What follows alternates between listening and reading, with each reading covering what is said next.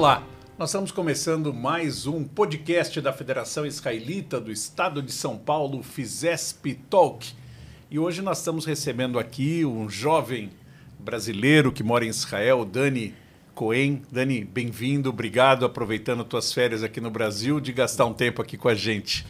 Obrigado a você pelo convite, Ricardo. Não, estou super feliz, estou agora na minha última semana aqui no Brasil, voltando para Israel, super feliz de participar do podcast e já agradecer a FISESP e a você pessoalmente que me chamou, né, que a gente já se conhece de outras, e super obrigado, estou animado. Legal. O Dani tem, obviamente, a gente vai falar um pouco da Aliá dele, como é a adaptação de um jovem brasileiro em Israel. O Dani é um jovem cheio de vida, mas óbvio que a gente não vai poder escapar também do fatídico 7 de outubro de 23. O Dani era uma das pessoas que foi se divertir naquela noite no Festival Nova e que acabou presenciando toda aquela atrocidade. Mas antes de a gente falar disso, eu queria primeiro entender qual foi a tua inspiração para fazer Aliá, por que você resolveu ir embora para Israel e como foi esse processo todo? Eu comecei assim como muita gente começa, que é através do Massá. Então, eu fiz lá o programa do Massá, acabei ficando 10 meses total, né? Fiz 2 programas. E já na metade do programa eu já sabia que eu estava fazendo Aliá. Nos meus primeiros 4 meses, a verdade é que no meu primeiro mês lá, eu já pus na minha cabeça, já decidi, falei, daqui não saio, vou ficar. Então, assim, desde o meu primeiro mês já comecei a programar toda a minha estratégia para conseguir migrar de fato para Israel, né? Desde trazer os documentos até as burocracias lá de dentro. E foi uma decisão que eu tomei, que eu coloquei na minha cabeça e não voltei atrás. Eu falei, essa é a minha decisão, é isso que eu quero, é esse meu momento, porque eu me encontrei na vida em Israel, assim, o modo de vida, a forma como eu estava tomando minhas decisões e seguindo lá foi incrível. Eu estava tendo uma experiência incrível com o trabalho, com amigos, conhecer pessoas do mundo inteiro, com todas as experiências que eu estava vivendo. E foi uma decisão, assim, certeira, que eu nem perguntei. Eu comuniquei aos meus pais, eu falei, olha, gente, preciso de uns documentos aí, quero que vocês tragam uma coisa. Não falei muito exatamente o porquê, o como. Eles vieram me visitar nos meus primeiros 5 meses em Israel, me deram os documentos que eu pedi. A princípio eu falei que era para um visto de trabalho, alguma coisa. E quando eles me deram o documento, eu falei, tô dando entrada no processo de Aliá, não vou voltar, vou ficar aqui. Uau. Meti o pé assim, falei, não volto. E foi uma surpresa, foi um choque que ninguém esperava, porque eu não tinha falado para as pessoas. Sinais, né? Não dei sinais, eu só falei, não, tá tudo bem, quero os documentos, quero para um visto, alguma coisa. E quando chegaram na minha mão, aí eu falei, bom, é isso, tô ficando. Foi uma surpresa total, mas passado algumas semanas para digerir essa escolha, falaram, não, tudo bem, então é isso mesmo. E a adaptação, porque quando você está no Massá, você está num programa, você está sendo abraçado, você tem toda uma estrutura e tal. No momento que você faz Aliá, acabou, você virou um cidadão e te jogam no mundo, entre aspas, né? Como foi essa mudança? Nossa, é uma mudança muito louca, né? Porque, de repente, você tem que lidar com toda a burocracia israelense. Em hebraico. Em hebraico. Todos os documentos de Olim Hadashim são em hebraico. Assim, é uma coisa muito louca para lidar com todos os misradim, os escritórios, os ministérios. Então, para começar a lidar com essa burocracia, é cair de cara na vida real, né? Porque eu já comecei com um trabalho, então já tinha que ver todos os documentos, a documentação, para pegar teu Datzeut, o passaporte, e fazer a Aliá de Israel é diferente de fazer do Brasil, né? Ou de qualquer outro país. Quando você faz de outro país, e isso todos os meus amigos experienciaram, você tem uma facilidade burocrática, porque tem instrumentos e instituições que já te ajudam com a documentação, com os benefícios, te entregam tudo bonitinho. Quando você tá lá em Israel, você tem que bater na porta de todos os ministérios, assim, perguntar o que eu posso. Ser um pouco israelense, né? Tem que gritar, tem que... Totalmente. Para pegar uma fila, para pegar uma senha, para conseguir um atendimento, tem que ir lá, chutzpah, e fazer acontecer. Realmente... porque a gente conhece que o brasileiro ele é muito cortês, né? O brasileiro dá licença, por favor. Não funciona, né? Quer dizer, em Israel você vira um israelense e entende a cultura no primeiro momento, quando a pessoa não quer te atender, quando manda você voltar no dia seguinte. Então você bate, a coisa não vai. Acho que você vai dando de cara nas paredes até um momento que você aprende, assim, a achar as portas. Porque realmente, você chega na educação, fala, licença, eu tenho uma senha, um negócio, senta aí. 2 horas sentado. Aí chega um momento que você começa a persistir um pouco mais, né? Você fala, não. Eu fiz, aqui, tá, você mostra, você tem que mostrar. E você tem que convencer a pessoa a te atender. a te ajudar lá. Então, assim, tem que ter esse jogo de cintura. E mudar lá em Israel, fazer esse processo de Israel é ter esse jogo de cintura, assim. Porque eu sinto que hoje as instituições que ajudam com o processo, né? Desde o Nefesh Benefesh até instituição... Keren Yedidut.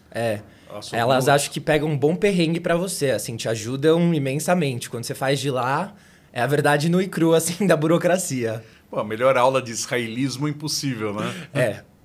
Assim, é já a sua introdução, né, à sociedade. No Massá você estava trabalhando com o quê, Dani? No Massá, eu sou formado em arquitetura, né, e eu tenho 27 anos agora, eu mudei com 24. E eu comecei trabalhando numa empresa de arquitetura, chamava Mindspace, então era um conceito de fazer escritórios, espaços corporativos dentro de edifícios já existentes ou que estavam sendo construídos. E foi uma experiência bem legal, mas desde cedo assim eu mudei para lá já sabendo que eu queria trabalhar com algo mais relacionado à tecnologia, já que a gente está falando de Tel Aviv, Startup Nation. Você mora em Tel Aviv? Moro em Tel Aviv. E já se sabe que lá as grandes oportunidades vêm muito desse setor. E eu era interessado por programação, por toda essa área. Então eu comecei em arquitetura, mas depois consegui mudar para high-tech, assim, porque eu tinha certas skills assim, de programação e desenvolvimento que me possibilitaram. Não, ainda estou meio longe da realidade. Dei meus primeiros passos para esse direcionamento.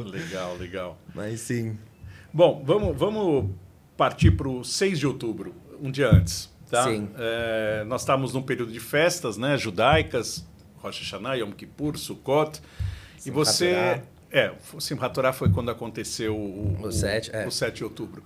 Mas ir nos festivais, ir para esse tipo de balada, era algo comum na tua vida? Você foi em vários, ou esse era o primeiro? Como que era o teu dia a dia mais social? A parte social lá, né, em relação a festas, a esse tipo de festival, Israel tem uma cultura muito grande desses festivais de música trance, música psytrance, eletrônica. Tanto que a gente brinca que aqui o Brasil teve uma influência muito grande desse cenário vindo de Israel. Os DJs israelenses queriam vir para o Brasil tocar, teve uma comunicação entre países e uma troca cultural muito grande. A cena aqui no Brasil, que é muito forte hoje de música eletrônica, de psytrance, vem de Israel. E os festivais lá são muito especiais, assim, porque primeiro a gente está falando da terra de Israel, aqueles desertos lindos, maravilhosos, aquelas paisagens do Oriente Médio, que também são fenomenais. Então eu já tinha ido para festivais antes, poucos, não muitos. E no mesmo local? Não. Em outros lugares? Lá no Negev, no deserto de Shittim. E foi a primeira vez que eu fui foi uma experiência muito forte, porque eu lembro, a primeira vez que eu dormi, a gente fez um acampamento, eu fui com amigos, lógico, a gente levou barracas, tapetes, tudo. E eu lembro a primeira noite que a gente dormiu, e eu lembro de acordar, abrir o zíper da barraca, vinha aquele vento quente do deserto e olhar assim, aquela areia, aquele cenário assim de filme, uma coisa linda, linda. Então, acordar no meio do deserto, já ter uma festa rolando, pessoas, amigos, gente do mundo inteiro. Era uma experiência, assim, muito forte, muito legal, muito, muito bonita de viver. Então, quando surgiu a proposta do Universo Paralelo lá, da Festa Nova, que vinha do Brasil, né? Universo Paralelo. O Alok, pai do Alok, né? Que pai do Alok tava. Meu melhor amigo lá em Israel, ele é brasileiro, o José Guilherme, e ele me falou desse festival. E eu falei, não tem dúvidas que a gente ia ir junto, que a gente ia viver aquele momento juntos. É caro o ingresso do festival desse? Curiosidade? Caramba, boa pergunta. Como será que eu paguei por aquela experiência, né? uma super experiência. Pedi um reembolso ainda. Eu acho... eu não vou lembrar o número certo, mas eu acho que eu paguei em torno de 250 shekels, talvez, Que por deve um dar uns festival R$ 350, mais ou menos. Por volta disso. Não é muito diferente do aqui, talvez. Aqui até um pouco mais caro. Você vai num grande show aqui, dependendo do lugar que você vai sentar, você paga mais que isso.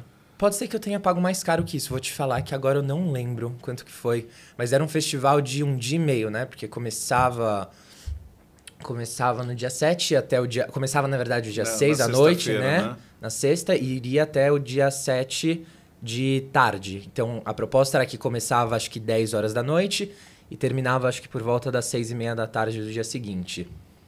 Tá, e vocês foram para lá o quê? Num carro? Você falou como foi o dia 6, né? Eu vou te dar um panorama do que foi aquele mês, o um preparo, pouco antes, né? O preparo.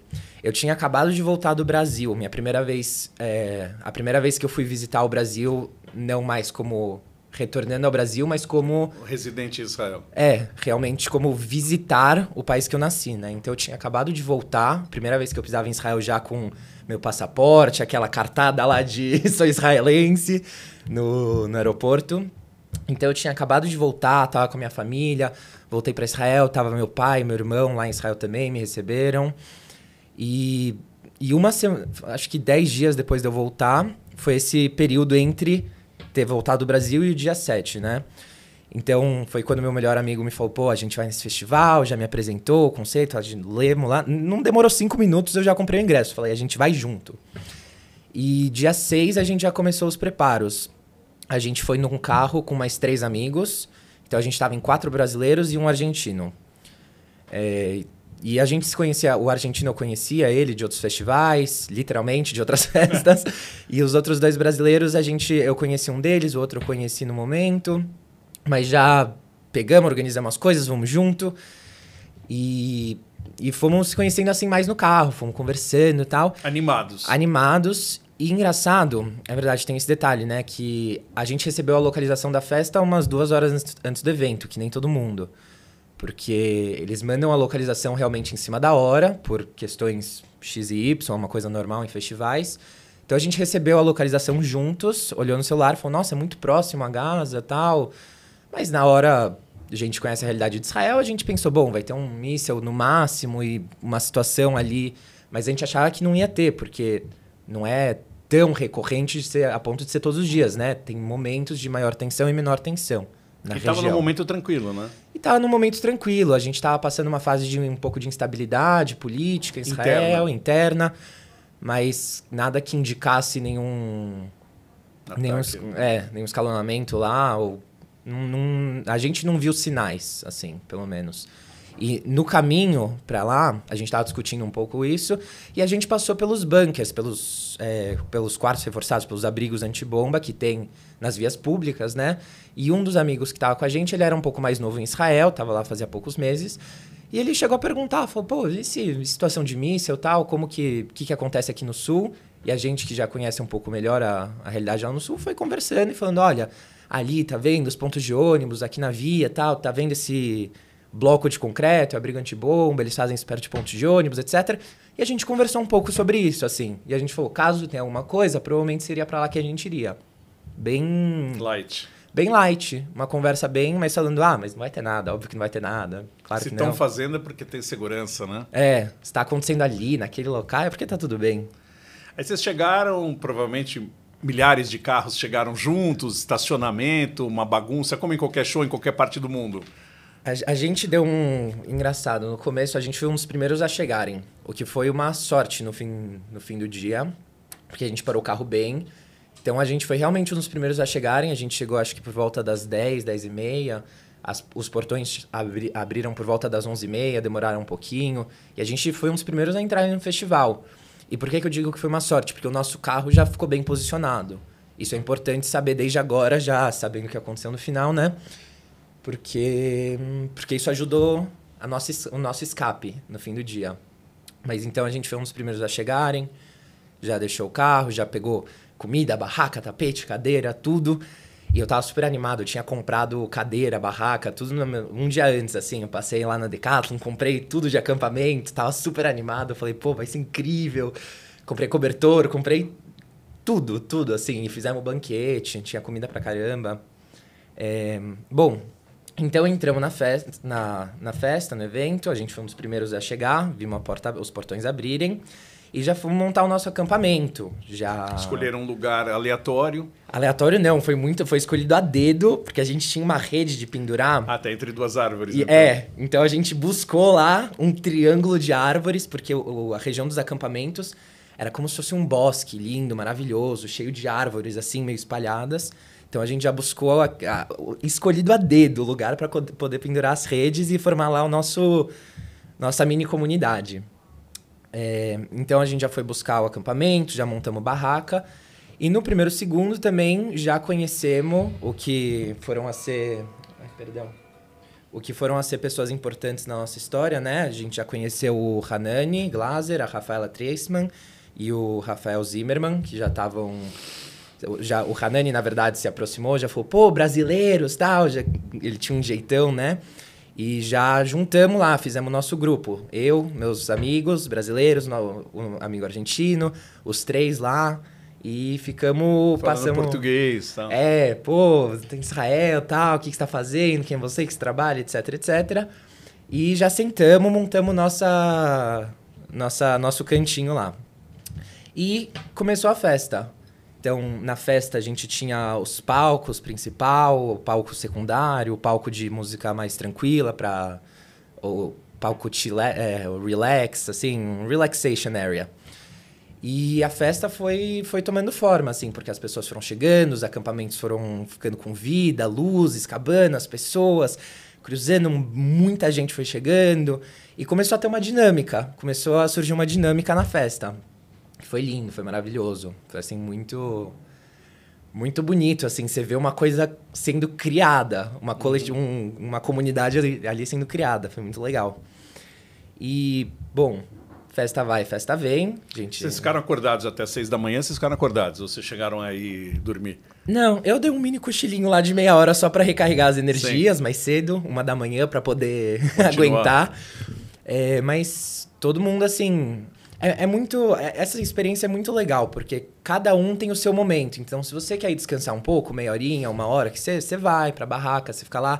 Se você quer ficar na pista, você vai. Se quer relaxar, você vai pra barraca. Tinha lugares de comida...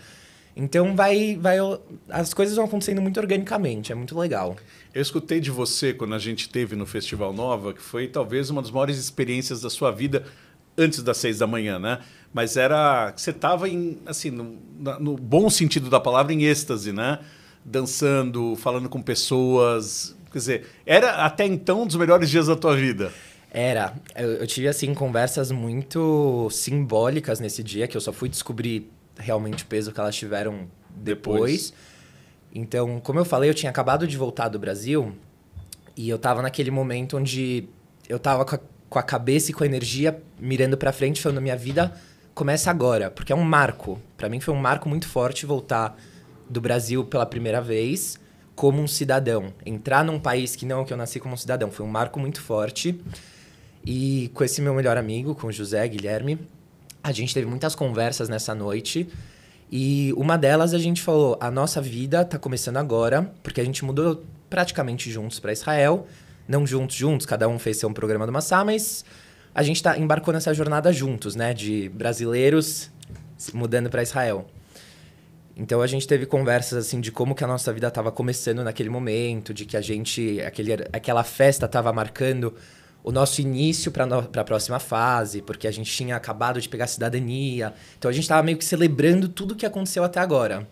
A gente foi nessa festa um pouco para isso, para celebrar o rumo que a nossa vida estava tomando e marcar aquele momento e falar, agora é um novo passo.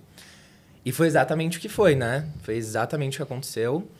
Então a gente teve muitas conversas sobre isso, assim, de caramba, agora a vida vai tomar um novo rumo. E tomou, totalmente, né? De formas completamente inesperadas. E então, realmente, foi uma experiência muito linda. Tava até às 6h30 da manhã, foi uma experiência muito linda. Tá lá conhecendo novos amigos, conversando com pessoas, dançando aquela festa incrível, maravilhosa. Tinha uma energia muito boa naquele dia entre as pessoas. E a gente estava celebrando, assim. A gente estava celebrando muito aquele momento. Bom, aí 6h30 da manhã, toca a sirene. Qual é a primeira sensação?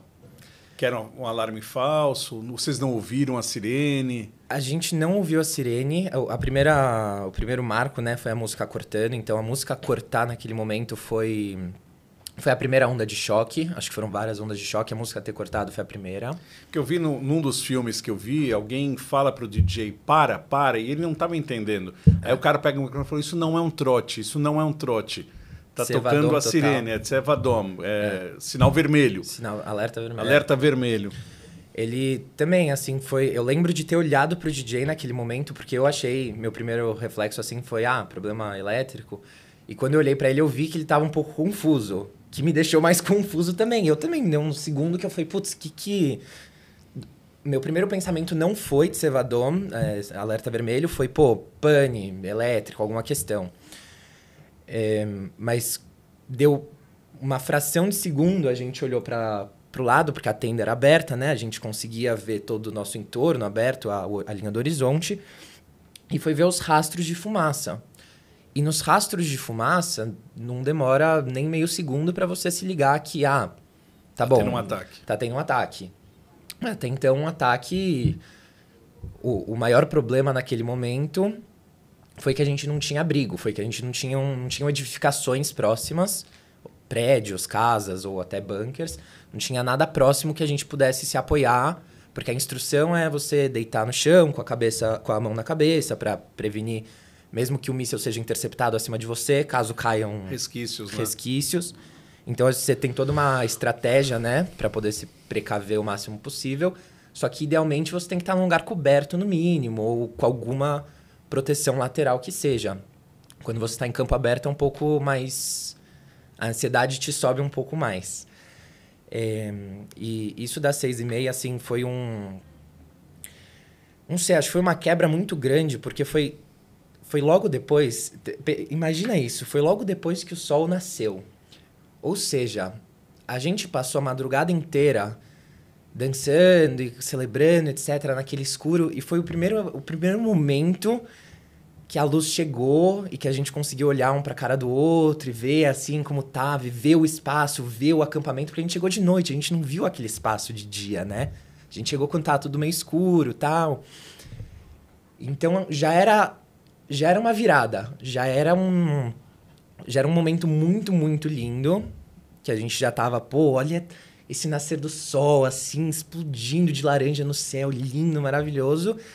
E, de repente, em uma fração de segundos, a música cortou, o céu tá rasgado por foguetes, né? Tem os barulhos de explosão, porque a proximidade você consegue ouvir as interceptações, os booms.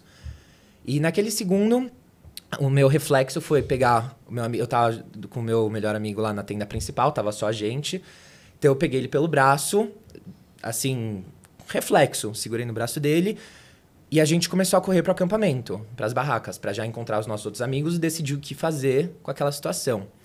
Então a gente foi lá pra barraca, pegou as mochilas, pegou tudo, não tudo, né? Deixamos barraca, deixamos cadeira, deixamos comida, mas pegamos documentos, que eram os mais importantes, e ligamos pros nossos amigos que tinham ido originalmente com a gente, retomando lá os 2 brasileiros e o argentino, para ver onde é que eles estavam. Tudo isso é questão de 1 minuto, né? Porque as coisas começaram a acontecer muito rápido. Não existia tempo para debate, assim. No momento que surgia uma possibilidade, a gente agarrava e falava, e o que eu quero dizer com possibilidade, né? Eu quero dizer, será que a gente liga para eles? Já tô ligando. Assim, surgiu uma ideia... Vai, segue. Então, isso é importante, porque foi assim que foi toda a tomada de decisão.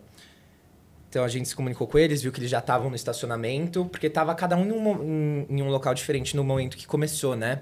Então, eles já tinham ido para o estacionamento, a gente foi para o estacionamento encontrar com eles, e a partir de lá já começou, pegamos o carro, saímos dirigindo, como que a gente segue agora, né? Porque com mísseis,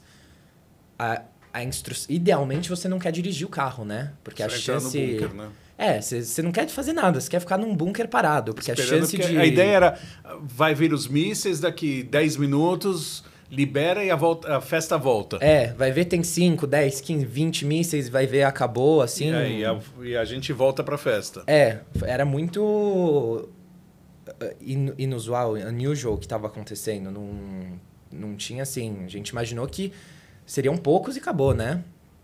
Então, a gente resolveu entrar no carro e dirigir no sentido do bunker para poder se abrigar e esperar um pouco, esperar qualquer quantidade de mísseis que foram acabar e depois a gente vê. De repente, a gente volta para a festa, pega as coisas e vai embora, ou vai embora direto. Assim, a preocupação já, na verdade, já nem estava mais em pegar as coisas. A preocupação estava em, bom, vamos encontrar um lugar para parar e de lá a gente vê. Então, pegamos o carro e a gente teve a sorte que, naquele momento, já estava um caos. Porque o estacionamento tinha muita gente pegando o carro para sair, para ir embora. Porque não tinham espaços lá, né? Para você se abrigar de fato. E as pessoas estavam desesperadas ou estavam tranquilas até este momento? Olha... Algumas pessoas já estavam em desespero. Já nessa correria que eu tive entre a tenda de música para o carro, eu vi pessoas ligando para os pais, chorando, desesperadas. E eu vi pessoas que também estavam olhando para o céu e falando... De novo, porra, mais uma vez, sabe? Aquele jeito israelense de... Estão atrapalhando a minha festa. Estão atrapalhando a minha festa. Pô, logo agora, 6:30 da manhã, que horário, né? Então, naquele momento, você já vê, assim, uma divisão entre pessoas que provavelmente estão ultra mega acostumadas, pessoas que estão zero acostumadas, pessoas que se colocam muito nervosas, que entram em estado de pânico. Então, tinha um pouco de tudo. Gente correndo, gente andando, gente deitada no chão, chorando com a mão na cabeça. Mas até então, para ser muito sincero, é o que você espera ver. É o tipo de reação que você espera, porque... Em Israel, a gente sabe que tem muita gente que tem problema com trauma, que tem problema já com PTSD, com pós-trauma, com transtorno. Então, você sabe que tem os israelenses que estão super mega acostumados e os que, mesmo vivendo essa realidade, nunca se acostumam, porque é uma realidade muito dura de se acostumar de fato. Com tudo isso, a gente, já no carro, decidiu dirigir e falar, bom, tá caindo muito míssil, tem muita explosão. Precisamos sair daqui, precisamos ir para um abrigo antibomba porque a gente não está seguro.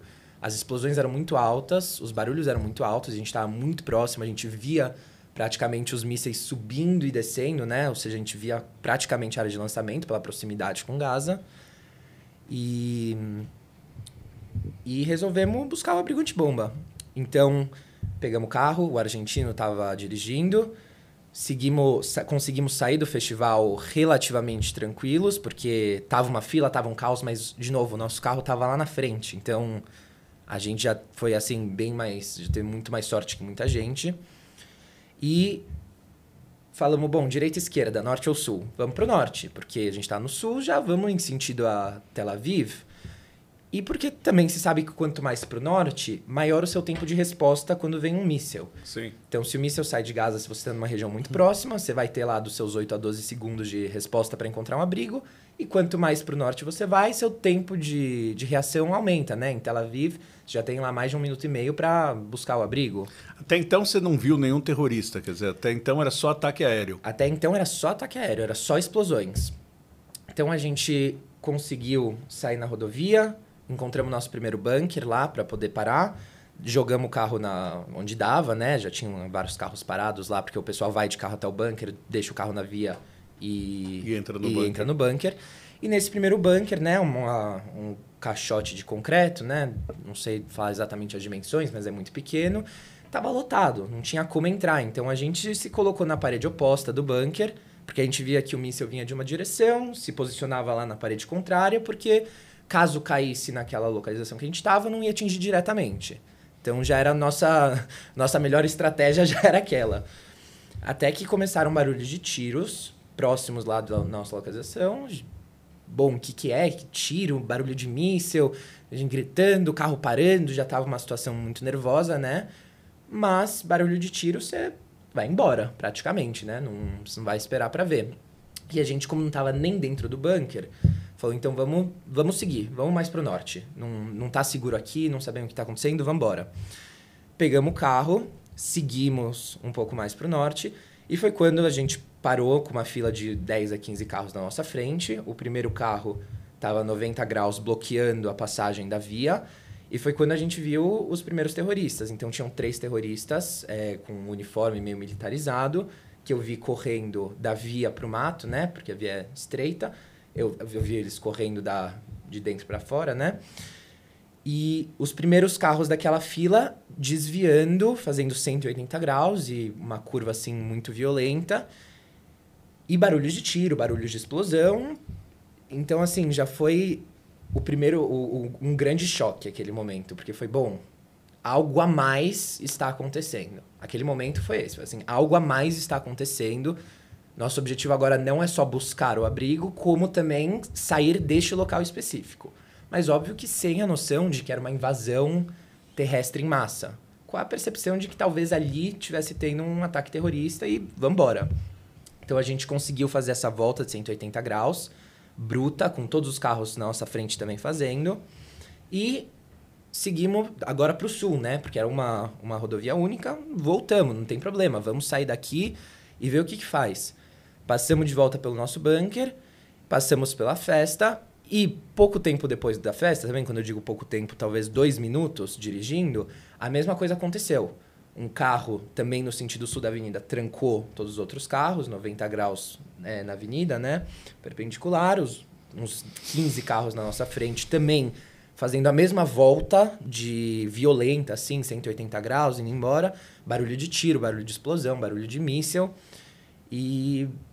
E olhamos aquilo e falamos, sai daqui agora. Acabamos de ver lá para trás. Sai daqui agora, vamos embora. Fizemos a mesma curva e voltamos.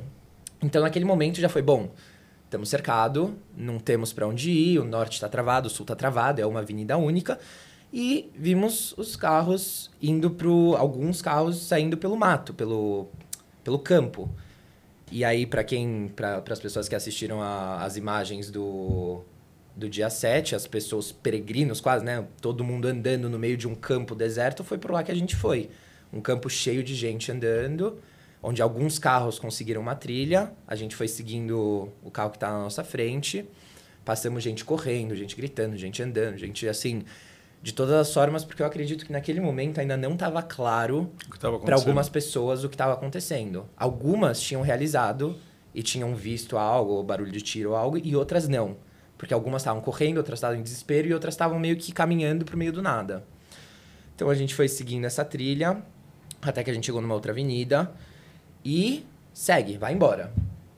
Não sabíamos para onde exatamente, mas Google Maps, tal, para onde a gente vai. E eu vi um posto de gasolina, paramos no posto e fomos para um abrigo antibomba para poder ser abrigado, porque até então tava explodindo míssil a cada segundo. Era barulho de interceptação atrás de interceptação. E nessas rotas, a gente passou por buracos na via, buraco ainda saindo a fumaça, sabe? Tipo, do míssil. Dava pra ver que claramente um míssil atingiu lá, formou uma cratera e tava saindo a fumaça. Então, você passa isso e quando você tá no carro, você fala, caraca, 1 minuto a mais, 1 minuto a menos, era eu nessa localização, né? Então, achamos um posto de gasolina, paramos no abrigo antibomba. E aí era um quarto reforçado, realmente, com mais estrutura, câmeras, dava para ver o entorno. E aí foi um momento de espera. Então, 50 minutos esperando lá dentro. Pessoas que estavam com a gente na festa, pessoas que estavam andando de bicicleta pelo sul, todo mundo lá junto. Porque, imagina o seguinte, né? Tinham ciclistas andando, fazendo seu caminho de manhã e pararam lá no abrigo e estão lá esperando para poder seguir o caminho, né? Então, foi um pouco chocante, porque naquele momento tinham pessoas que estavam na festa, que estavam realmente em estado completo de alerta, com o telefone, chorando, entrando em pânico, ligando para os pais, ligando para a mãe, para a amiga. E tinham também pessoas que não tinham visto que algo estava acontecendo e achavam que era mais uma situação como... Rotineira de, míssil aqui, a gente intercepta e tchau, né? E acabou a situação. E não era. Então, esperamos lá no abrigo uns 50 minutos. A gente recebeu... Tem um segurança dentro do bunker que ele recebia rádios sendo informado pelo exército ou pela polícia que tá acontecendo na área. E ele falou, tem 3 policiais chegando aqui. Vão ter 3 seguranças chegando na localização. E a gente viu pelas câmeras de segurança 3 pessoas... Eram seguranças meio apaisanas, assim. Não eram... Não estavam fardados nem nada. Eram pessoas, assim, que tinham uma Glock, uma arma. Não era nem uma M16, nada. Então, quando eles chegaram, pensamos, bom, já seguros. Passou um tempo, né? Já tá tudo bem, já controlaram a situação. Isso que era umas 8 da manhã, mais ou menos? Uma boa pergunta. Eu consigo te dar uma estimativa. Eu não sei te dar que horas eram. Talvez umas 8h30, 9. Não, um pouco mais. Quer dizer, Talvez já estava tendo umas 9 4 horas de ataque, 3 horas e meia de ataque. Porque eu consigo te dar a seguinte timeline. O meu escape demorou 4 horas, 4 horas e meia. 4 horas e meia que a gente ficou dirigindo naquela localização até conseguir escapar. E quando chegaram os policiais, a gente saiu do abrigo, foi pro primeiro para perguntar, bom, o que fazemos? Para onde vamos? E ele deu uma rota pra gente. Ele falou, daqui, desse posto, vocês vão seguir para vir para Beersheba para o norte, sai do sul imediatamente. E quando a gente escutou Beersheba, a gente falou, bom, mas Beersheba tá pro sul. Como é que a gente vai pro sul se a gente tá na localização X? A gente não conhecia muito bem o sul, né? Mas a região do sul de Israel, mas a gente tinha essa noção de Beersheba. E aí ele falou, a sua vida depende disso. Your life depends on it. Tipo, seco. E no momento que ele falou isso, começou o tiroteio em volta da gente. Eu acredito que era o momento que os terroristas conseguiram chegar até a localização que a gente estava. Começou um tiroteio. Os 3 policiais pegaram as armas. Todo mundo que tinha saído do bunker começou a correr para o estacionamento.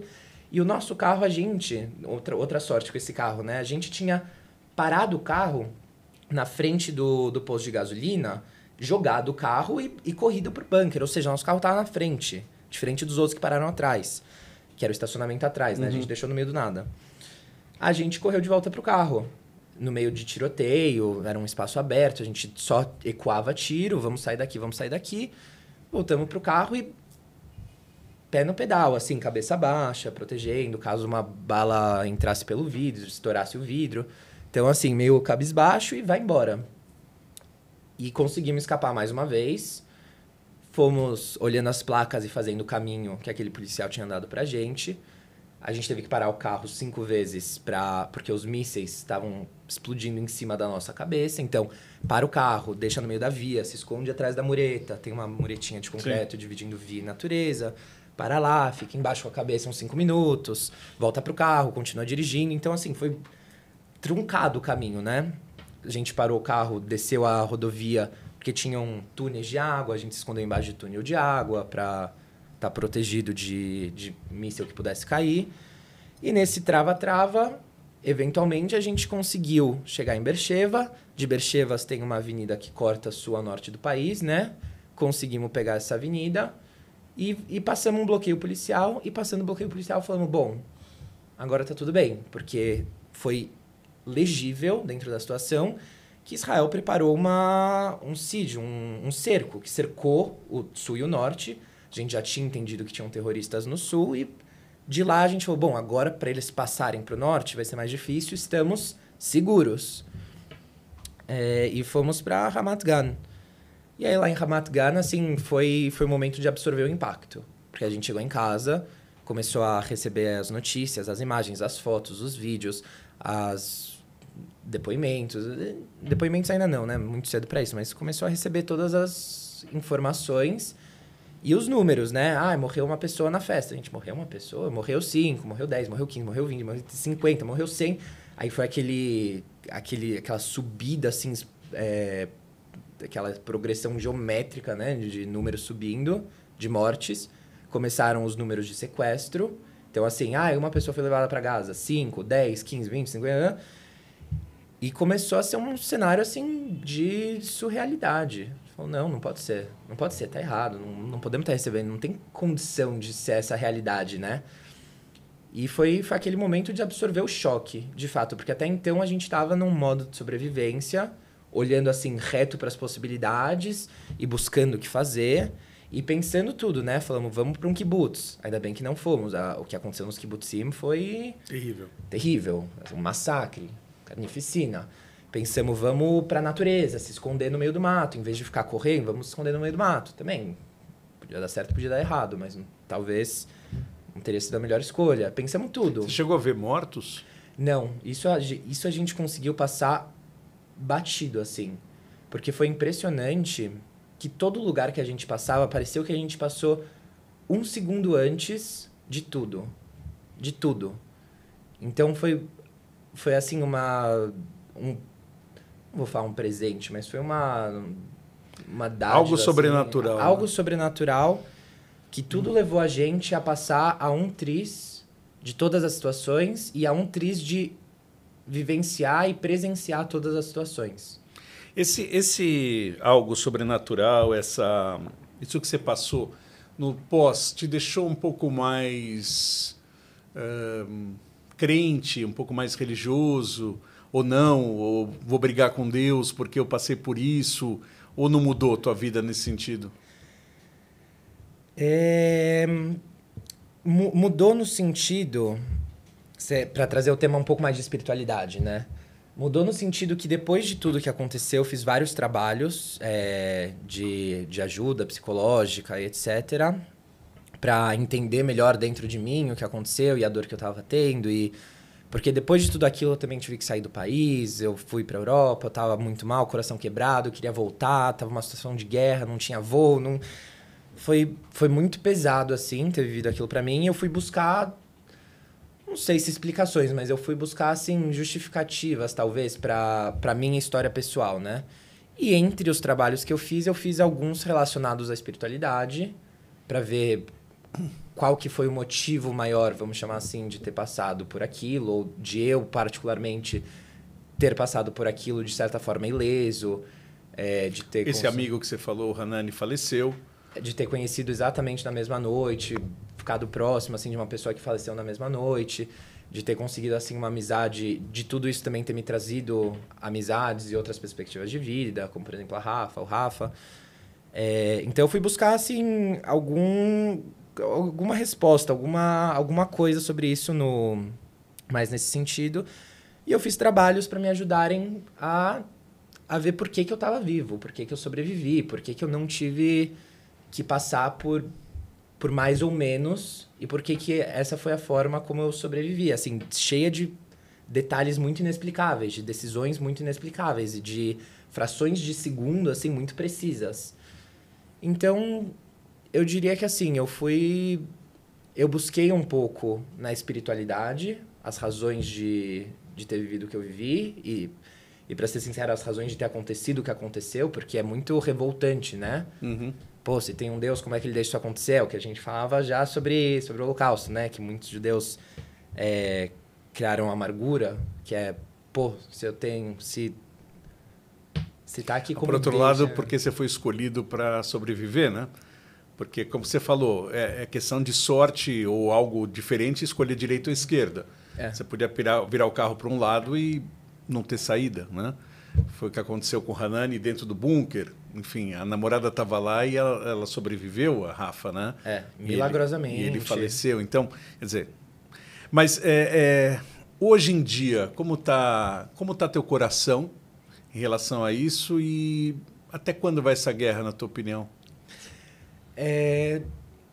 Meu coração ainda tá muito dividido entre a felicidade que eu vi de Israel ter se fortalecido, de certa maneira, das pessoas terem se unido, de ter visto tanta solidariedade, de ter visto, assim...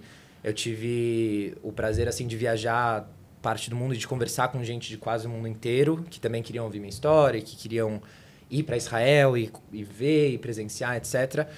Então, eu vi, assim, muita solidariedade, uma solidariedade, assim... estrondosa que me alegrou, que me deixou bom. Estamos não tô juntos. Sozinho, né? Não tô sozinho, não estamos sozinhos. Assim, as pessoas empatizam, as pessoas solidarizam e as pessoas querem estar presentes. E também com o coração quebrado depois de que tudo isso aconteceu, eu tomei uma escolha que eu queria me aproximar mais dessa realidade. E o que isso significa? Significou para mim fazer trabalhos de tanto receber pessoas de fora para contar a minha história e etc., quanto estar presente nas instituições que hoje tomam conta das famílias dos sequestrados e das pessoas que estão em questões de PTSD, me aproximar um pouco das pessoas mais impactadas, das pessoas que hoje não estão nas casas delas, que não podem ir para o norte, para o sul, etc. Então, essa proximidade me fez ter amizades profundas com pessoas que estão com parentes em Gaza, em Gaza, sequestrados, pais, irmãos, primos, etc. O que gera muita dor, porque a gente ainda tem um número... 100 pessoas. 100 pessoas, consideravelíssimo de corpos e pessoas vivas, que enquanto elas não estiverem de volta não vai ter acabado pra gente, então nosso coração ainda dói da mesma forma. Quando tem uma notícia de um vídeo de alguém, ou de uma morte de alguém confirmada, ou de que quer que seja, dói muito. Você assim, revive tudo, né? Revive tudo. É realmente o 7 não terminou, o 7 tá aqui, o 7 de outubro, assim, é a extensão até o momento que finalizar. E dentro de tudo isso tem muita dor, de todos os lados, de todas as pessoas, mas dói muito. E... qual que foi a outra pergunta? Ah, quando que o conflito... Quando os reféns voltarem para casa, você já deixou isso meio... É. Se bem que, de novo, indo para uma coisa inexplicável, quer dizer, muita coisa já mudou nesse xadrez do Oriente Médio, cada dia muda, né? Até então o Hezbollah, o Hamas não era importante, o Hezbollah que era o medo. Hoje, aparentemente, Israel conseguiu neutralizar o Hezbollah. O Hamas também, hoje em dia, perdeu sua capacidade. O Irã, enfim, a gente não sabe o que realmente acontece, mas o mundo está girando. E o antissemitismo crescendo no mundo, né, também. O antissemitismo Eu não sei se você sente isso, em Israel menos, óbvio, mas quando você vem aqui, não sei se você sente isso nas mídias sociais, que há um questionamento da existência de Israel, quer dizer, uma coisa que não existia antigamente. Você podia criticar o governo, você podia criticar uma ação, agora questionar a existência e falar agora que nós estamos às vésperas do final do ano, que Jesus é palestino, não era judeu, ou seja, refazer a história, isso deve ser muito triste, né? Quer dizer, você passou por tudo isso, ainda tem que escutar que você ou nós somos todos genocidas, deve doer na alma, né? Assim, acho que você já pintou o quadro total de sentimentos que é esse, né? Com toda essa dor, com toda essa solidariedade também, com tudo que a gente viveu, com todas as viagens e pessoas que eu tive, assim, o total prazer de conhecer, ainda ter que passar por um abandono global quase. E como você disse, o xadrez do Oriente Médio vão entrando peças novas, né? Hoje em dia, a gente tem a Síria como uma peça ativa, que já não era um tempo atrás, a gente já estava com relacionamentos... Não era uma preocupação, né? A Turquia entrando mais nesse xadrez, então... O Trump. O Trump entrando também firme nesse xadrez. As peças vão mudando. E o jogo vai mudando. E eu tô para voltar para Israel, né? A questão é confiar dentro da inteligência, não só militar, mas da inteligência do país como um todo, em sustentar a sua existência. Porque hoje em dia a gente vê uma série de instituições e até países e governos que buscam derrubar a existência de Israel, né? Então, é se manter firme nisso. E, engraçado, eu passei, óbvio, questões pessoais de antissemitismo, eu viajei pela Europa, eu estava em Amsterdã 2 semanas antes daquele... Pogrom. Do pogrom, não sei como chamar de outra forma. Tenho fotos lá dos cartazes nas principais praças lá, falando que Israel é construído em cima de colonialismo, genocida, de supremacia, etc, etc, no meio das principais praças de Amsterdã. E, não coincidentemente, a gente vê o pogrom acontecendo online. Online, exatamente. Então, assim, e a gente tem que... A importância de continuar falando, ilustrando e explicando para as pessoas mais próximas, especialmente para as pessoas que estão um pouco mais conectadas dessa realidade. Esse é o trabalho de formiguinha que a gente consegue fazer. Ah, inclusive, esqueci que eu queria falar, isso é muito legal. Eu tive o super prazer de fazer uma viagem para a Geórgia recentemente. Eu tive lá. Teve? Agora em junho. Na Geórgia, eu tô falando na Geórgia, não na Geórgia, Estados Unidos. Não, na Geórgia, Tbilisi. Tbilisi. E lá... Eles amam Israel e judeus. Eles adoram Israel. E o que eu achei mais legal foi que tinha muito iraniano lá, que é um destino muito famoso para iraniano, né? Assim como outras nacionalidades, conheci gente do Iraque, etc. Sempre uma experiência incrível. E os iranianos, foi a melhor parte, assim, da minha viagem.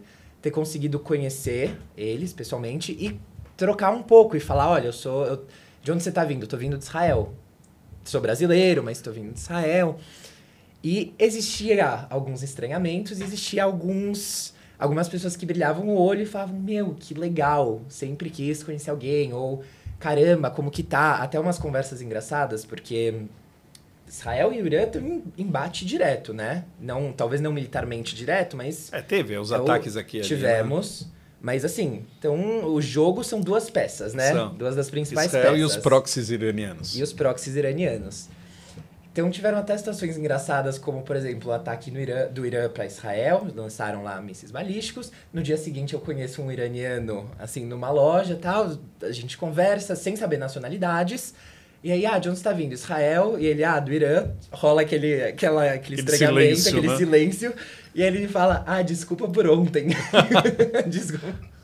Eu falo, realmente. Boa parte da população iraniana é contra o governo iraniano, né? Completamente. Então, quer dizer, a população do Irã... O Irã sempre foi um país muito próximo de Israel em outras épocas. E o Irã, a gente até entrevistou um Bahá'í aqui uma vez no podcast, e o Irã é um país que tem uma cultura fantástica, um cinema maravilhoso, uma dança maravilhosa. É que tem um governo teocrático que limita tudo, mas a população iraniana não tem nada a ver com isso, né? Sensacionais, assim, foi o... Inteligentíssimos. Super, uma língua bonita. E o Irã é um país, assim, lindo, maravilhoso, né? Seria, assim, um super privilégio poder conhecer Quem sabe? Quem sabe. Mas conhecer as pessoas do outro lado... Quebra preconceitos, né? Quebra preconceitos, quebra barreiras. E pros dois, assim, porque eles adoraram conhecer alguém vindo de Israel, ainda mais brasileiro, essas coisas muito, muito loucas, né, que a gente tem. Mas muitos deles começavam a conversa falando, não, porque eu queria deixar claro que... Eu sou contra. Que eu sou contra o regime, que eu espero que esteja tudo bem, que eu espero que, assim, espero paz, etc. Como a gente está quase no nosso limite de tempo aqui, aliás, a gente já passou o limite de tempo, mas dava para ficar... infelizmente, essa população dos kibbutzim do sul também abrigava muitos palestinos de Gaza, ajudava, dava trabalho, levava em hospital, dava cesta básica. E nessa hora, infelizmente, aconteceu o que aconteceu, né? Então, mas é isso. Eu acho que só através de quebra de preconceitos que a gente pode ter um futuro melhor para uma nova geração. Não a geração que está enfeitiçada já e que foi dogmatizada de que você é o evil, você é o demônio e eu tenho que te destruir e vice-versa. Então, acho que tem que se educar para a paz, não educar desde o começo achando que um lado quer matar o outro. Eu acho que nós vamos ter que aprender a conviver naquele espaço, porque os judeus não vão embora de lá e os árabes também não vão embora de lá.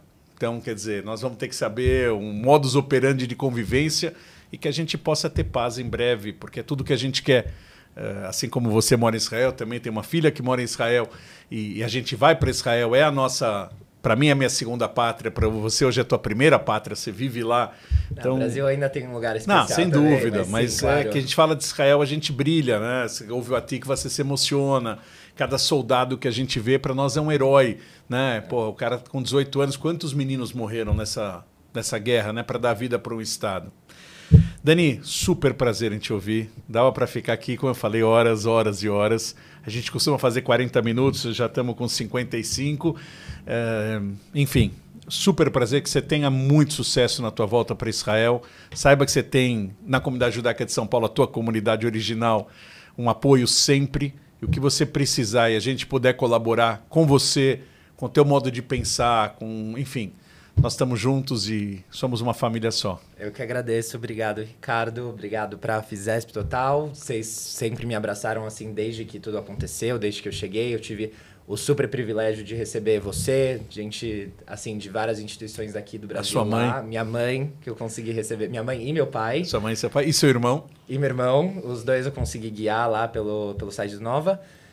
E super agradecer, assim, essas oportunidades para mim é realmente o motivo que eu encontrei para ter algo que eu possa fazer sobre, assim. É poder falar, poder comunicar, poder vir, poder receber.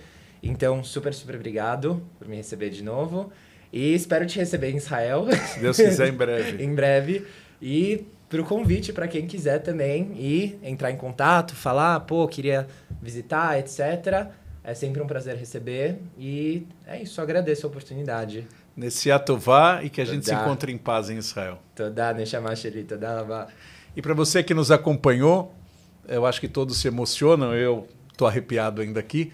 A gente termina por aqui, mas a história continua e a gente espera em breve voltar com mais um podcast para falar de coisas boas, para falar de paz, para falar de sucesso, de progresso, de ciência, enfim, de tudo que a gente tem de bom para oferecer.